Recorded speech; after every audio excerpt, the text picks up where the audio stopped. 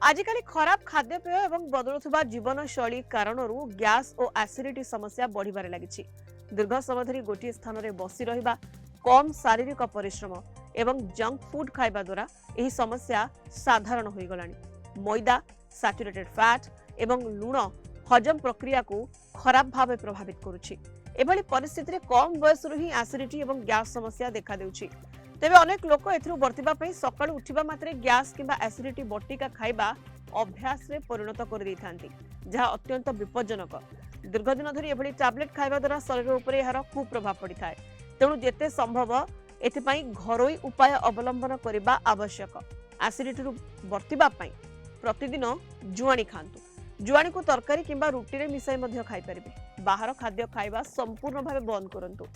नड़िया पानी, दही, घोड़ा दही, लस्सी, पौड़ पानी व्यवहार करंतु। फल एवं सबुज पनीपरिबा अधिक खांतु।